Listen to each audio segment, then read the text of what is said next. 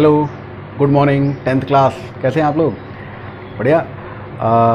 चल रहा है हम लोगों का हिसाब किताब मैथमेटिक्स का, समझ में आ रहा होगा उम्मीद करता हूँ। क्वेश्चंस बेटा अपने आप सॉल्व करते जाइएगा। कुछ जो थ्योरी उसमें मैं जोड़ता हूँ ना, उसको ज़रूर ध्यान से देखिएगा। ये सारी थ्योरी जो है बहुत ही इंपॉर्टेंट है, बहुत ही ज़्यादा। थ्योरी के बारे अभी जैसे हम लोग इसके बाद में क्या पढ़ेंगे, आप देखिए यूक्लिड्स डिवीज़न लेमा पढ़ने के बाद में, पूरा कंप्लीट करने के बाद में अगला पार्ट जो हमने बताया था आपको, वो पार्ट क्या था? वो था फंडामेंटल थ्योरम ऑफ अर्थमेटिक, है ना। फंडामेंटल थ्योरम ऑफ अर्थमेटिक, जिसके बारे में अगर हम लोग कहें तो ये क्या है कि आप इसको ये समझें कि किसी भी कॉम्पोजिट नंबर को अगर हम लोग चाहें तो उसको फैक्टराइज फॉर्म में लिख सकते हैं। उसका फैक्टराइजेशन यूनिक होगा अगर वो प्राइम फैक्टराइजेशन है ना। Prime factorisation in the sense, अगर आप यहाँ पर कहें इसमें एक बात ये भी जोड़ी गई है कि जो ऑर्डर है, ऑर्डर ऑफ प्राइम फैक्टर्स, उससे अपार्ट अगर बातचीत हम लोग कर रहे हैं तो, उससे दूर रख के अगर हम लोग बातचीत कर रहे हैं तो, यानी कि कहने का मतलब ये हुआ कि कोई भी नंबर अगर हम लोग ले लें, जैसे हमने एक नंबर लिया 72, इस 72 को अगर आप प्राइम फैक्टराइज करते हो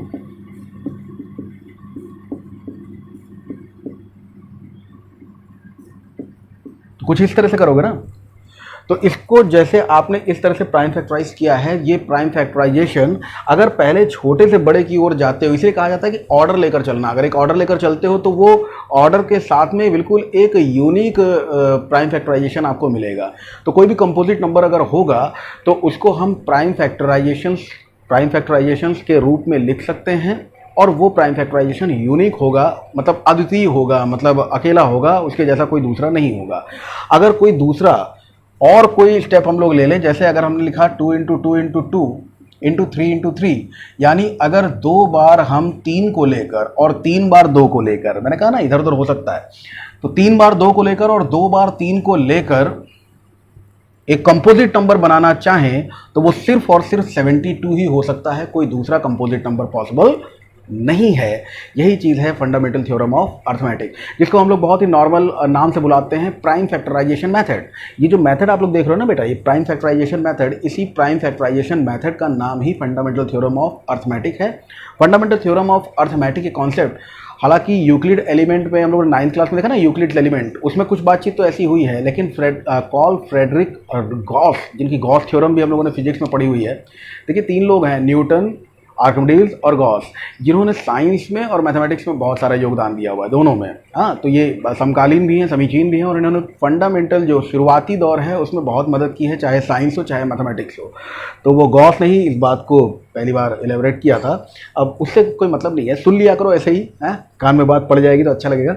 मैंने ये कहा कि इनके ऑर्डर को अगर हम इधर उधर कर दें, हम बढ़िया से अच्छे से लिखें कि यार ये कुछ अच्छा लग रहा है, डिज़ाइन बनाते, 1 बार 2, 1 बार 3, फिर 1 बार 2, फिर 1 बार 3, फिर 1 बार 2। अभी सही है ना? देखिए 2 है, कितनी बार है? 3 बार, और 3 भी कितनी बार है? तो 2 बार है। देख सकते हो ना, 2 बार, तो 2 बार 3 है, 3 बार 2 है। अगर इसको मल्टीप्लाई करोगे, मतलब हम इसके ऑर्डर को, अपार्ट फ्रॉम द ऑर्डर के अलावा अगर हम लोग देख रहे हैं तो हमेशा ध्यान रखिएगा बेटा कि ये मल्टीप्लिकेशन हमेशा सिर्फ और सिर्फ 72 ही देने वाला है, बस इतनी सी बातचीत है। और प्राइम फैक्टराइजेशन क्या है? तो ये प्राइम फैक्टराइजेशन ये रहा। अब इसी के साथ में मैं दूसरी बात कनेक्ट कर देता हूँ। सपोज कीजिए इसी प्राइम फैक्टराइजेशन में एक और चीज़ ले लेते हैं हम लोग, किसका? 48 को देख लीजिए क्या होगा।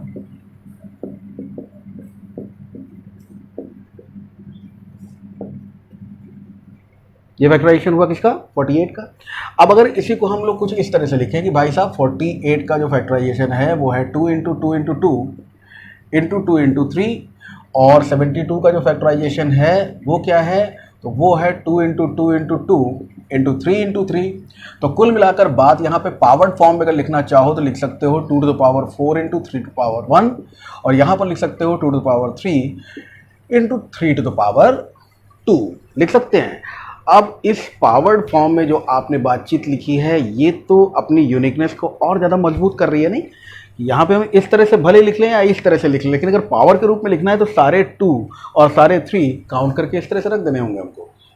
ठीक, अब ये हमने 48 क्यों इंक्लूड किया इसमें 72 के साथ में, तो हम अगली एक्सरसाइज पे आगे बढ़ पाएँ उसके लिए इंक्लूड किया है। देखिए किस तरह से कि यहाँ पर अगर हमसे कहा जाए कि हाईएस्ट कॉमन फैक्टर फाइंड करना है, HCF फाइंड करना है है ना। इसी फंडामेंटल थ्योरम ऑफ अर्थमेटिक की हेल्प से अगर हमको एचसीएफ फाइंड करना होता तो एचसीएफ का मतलब होता है कि जो छोटी छोटी पावर्स होंगी उनको ले लेना होगा। 2 की पावर 4 और 2 की पावर 3 में छोटी वाली हमको कौन सी दिखाई दी, तो 2 की पावर 3, और 3 के स्क्वायर और 3 की पावर 1 में हमको छोटी पावर कौन सी दिखाई दी, 3 की पावर 1। लेकिन अगर एलसीएम फाइंड करना है, एलसीएम लोएस्ट या लीस्ट कॉमन मल्टीपल,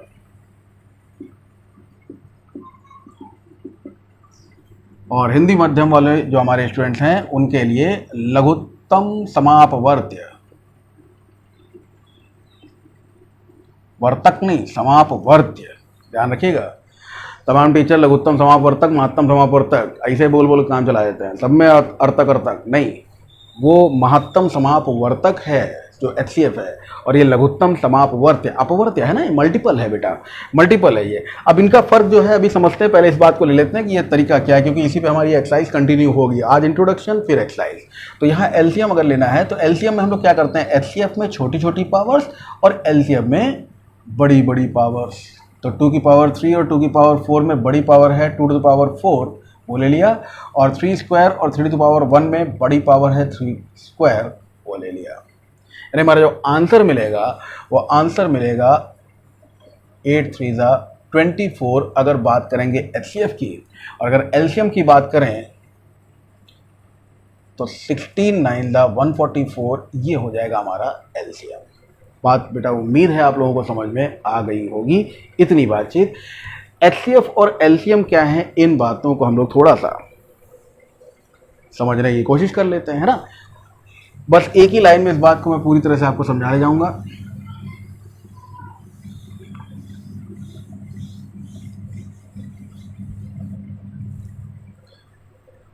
देखिए फैक्टर्स, प्राइम फैक्टर्स नहीं, फैक्टर्स। फैक्टर्स क्या है, इसी चैनल पे आप लोगों ने फैक्टर्स वाला एक वीडियो, हमारे 3 वीडियोस पड़े हुए हैं, कंपटीटर्स के लिए हैं वो।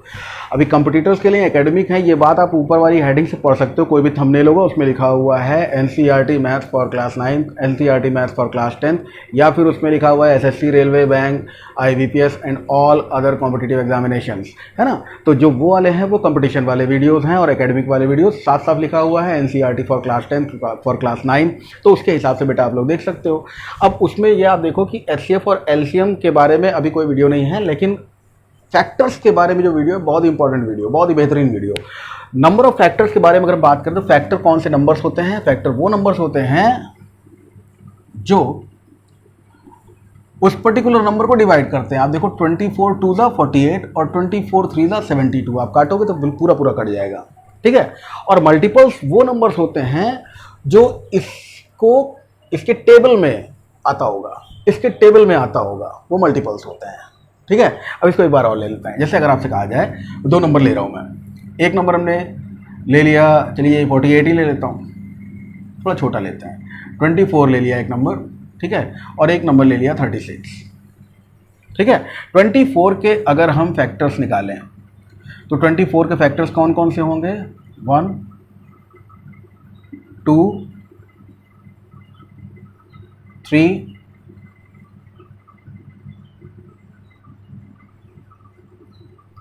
4 6 8 12 और 24, 1 2 3 4 6 8 12 और 24 कैसे निकाल रहा था, ये चीज़ आप समझ लेना। जिन लोगों ने वो वीडियो देखा उनको आराम से समझ में आ गया उन्होंने कैसे लिखा। खैर 36 1, 36 के जो मल्टीपल्स हैं वो कौन कौन, फैक्टर्स हैं वो कौन कौन से हैं, 1 2 3 4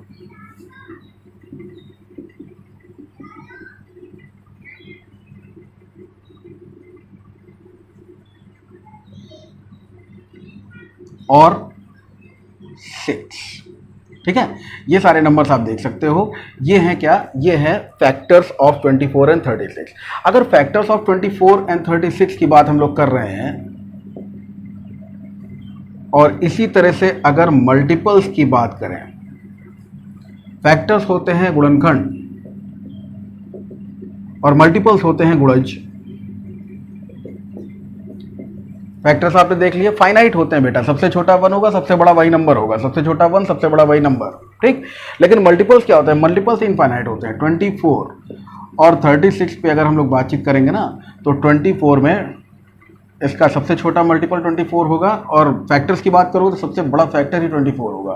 तो 24 में सबसे छोटा 24, अब इससे बड़ा क्या होगा 48, उससे बड़ा 72, उससे बड़ा 96, उससे बड़ा 120, उससे बड़ा 144 एंड सो ऑन, ठीक है। इसी तरह से 36 का लीजिए, सबसे छोटा 36, उससे बड़ा, उससे बड़ा, उससे बड़ा, और बड़ा,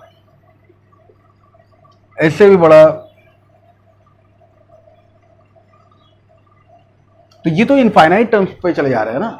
अब मैं बात करता हूं यहां पे फैक्टर्स और मल्टीपल्स में हाईएस्ट कॉमन फैक्टर और लोएस्ट कॉमन मल्टीपल की, क्योंकि मल्टीपल में बेटा हाईएस्ट नहीं हो सकता, आप लोग देख सकते हैं ना, हाईएस्ट तो नहीं हो सकता है, इसमें लोएस्ट हो सकता है, और फैक्टर्स में हाईएस्ट हो सकता है। देखिए 24 और 36 में कॉमन फैक्टर क्या है 1, कॉमन फैक्टर क्या है 2, कॉमन फैक्टर क्या है 3, कॉमन फैक्टर क्या है 4, कॉमन फैक्टर क्या है 6, but the highest common factor is 12। ये सबसे बड़ा है और दोनों में कॉमन है। ऐसे बहुत सारे फैक्टर्स आपको दिख रहे हैं जो दोनों में कॉमन है, लेकिन सबसे बड़ा दोनों में कॉमन फैक्टर कौन से दिखा, ये 12 है। दैट्स व्हाई 24 और 36 का हाईएस्ट कॉमन फैक्टर HCF क्या है 12। बात समझ में आई होगी। यहां देखो, यहां पर मल्टीपल्स बहुत सारे, छोटे से छोटा कॉमन मल्टीपल दोनों का कौन सा है,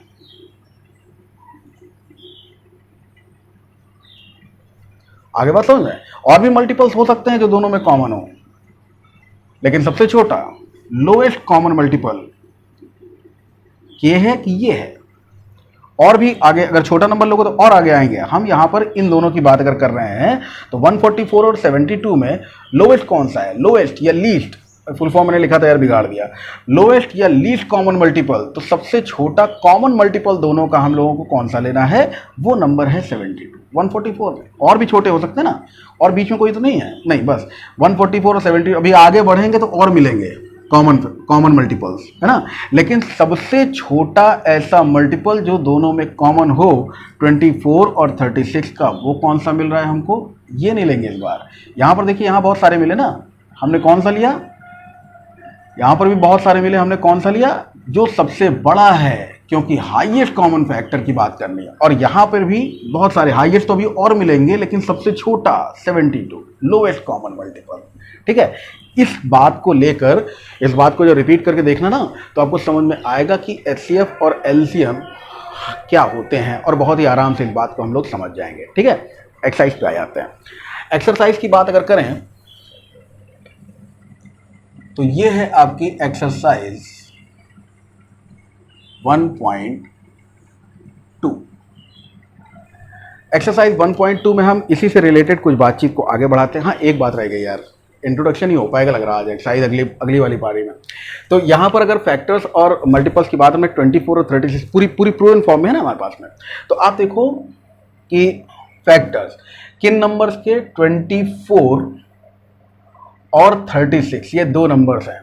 24 और 36 ये दो नंबर्स हैं।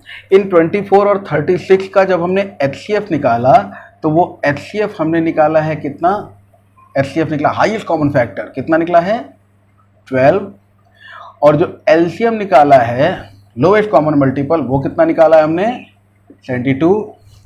और एक चीज जरा चेक करके मुझे बताना, क्या इनके प्रोडक्ट्स आपस में बराबर होते हैं, और चेक कर लेते हैं। ये तो लिख ही लिया होगा, समझ गए होगे, इस बात को भी चेक करना बहुत ज़रूरी है। एक्सरसाइज बहुत छोटी सी है, बहुत ही आसान सी है, थोड़ी आप करेंगे थोड़ी हम करेंगे, बस अगले ही पार्ट में एक्सरसाइज आपकी खत्म हो जाएगी। लेकिन आज इंट्रोडक्शन इसका लेना बहुत ज़रूरी है, बहुत ही प्यार से समझिएगा क्या है ये चीज़। प्राइम फैक्टराइजेशन मेथड से जो बातें आप लोग समझते हैं, उसके अलावा इसमें एक चीज़ और समझिएगा कि अगर आपके पास दो नंबर्स हैं, फर्स्ट और सेकेंड नंबर, तो इन दोनों नंबर्स का प्रोडक्ट जो होता है वो HCF और LCM के प्रोडक्ट के बराबर होता है। आई बात समझ में? यानी 25 और 24 और 36, चलिए मल्टीप्लाई कर लेते हैं। तो 36 इंटू 4 144, 14 मिल गया। और 36 टू ज़ा 72, 72 प्लस 14 72, 82, 86। इधर देखिए 12 टू ज़ा 24, 2 और 12 7 ज़ा 84 और 2 86।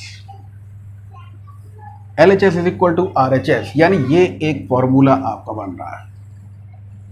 और ये फॉर्मूला बेटा 2 ही नंबर्स के लिए बनता है, 3 नंबर्स के लिए नहीं बनता है। 3 नंबर्स के लिए अगर हम कहें कि 3 नंबर्स ले लिए जाएं और तीनों नंबर्स के HCF और LCM का प्रोडक्ट जो होता है वो बराबर होता है HCF और LCM के, तो ऐसा बिल्कुल भी नहीं है। ठीक है, आज के लिए इतना ही रखते हैं। ठीक, चलिए, थैंक यू।